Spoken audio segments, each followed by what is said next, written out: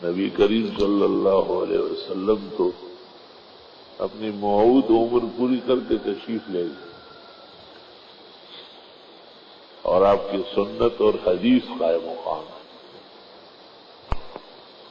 وہ تمام رہنمائی سنت و حدیث سے مل رہی ہے، لیکن قرآن شریف کا کوئی قائم مقام نہیں.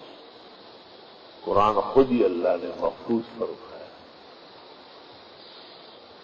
اس لیے قرآن کی تلاوت، قرآن سے استنباط، قرآن سے استدلال، قرآن کے ذریعے دعا کرنا، قرآن سے تبرک حاصل کرنا، شفا حاصل کرنا، نجات حاصل کرنا، وباؤں کو روکنا، یہ قرآن کے کرشمے ہیں. بعض اندھوں پر واضح نہیں ہے، وہ مختلف پریشانیاں ظاہر کرتے ہیں. حقیقت یہ کہ 1400 سال سے سب سے بڑا معالجہ اور شفا کا جو بحر ذخار ہے وہ قرآن مجید ہے. قرآن ہمارے بچے بھی پڑھتے ہیں، عورتیں بھی پڑھتی ہیں، مرد بھی پڑھتے ہیں، علماء دین بھی پڑھتے ہیں. قرآن کے بغیر کوئی چارہ کار نہیں. قرآن کی تلاوت خیر و برکت کے لیے، قرآن کی تلاوت مکان کی عافیت کے لیے، قرآن کی تلاوت کاروبار کی خیر و برکت کے لیے، زندگی کی خیر و برکت کے لیے، بلا و مصائب ٹالنے کے لیے 1400 سال سے عالم اسلام کا مستمر عمل رہا ہے.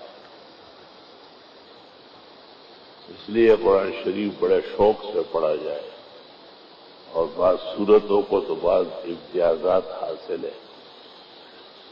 سورۃ الرحمن کو کہتے ہیں دفع بلا میں، دفع وبا میں، حصول شفا میں بہت ہی اللہ تعالیٰ نے خاص مقام دیا ہے.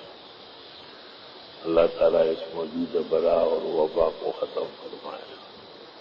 مسلمانان عالم بلکہ انسانیت عالم کو اللہ اس بلا و مصیبت سے نجات دے. الحمدللہ.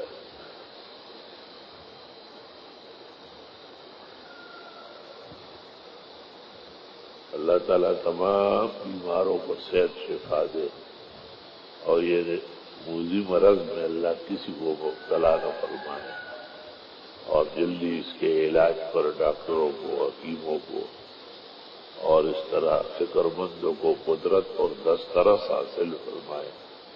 اللہ رب العالمین اپنے خزائن سے شفا، رحمت، صحت، عافیت، حفاظت، خیر سگاری کے انتظامات فرمائے.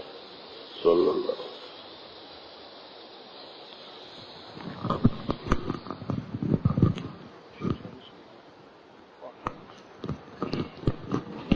کل سے انشاءاللہ فجر کی نماز 5:40 منٹ پر ہوگی.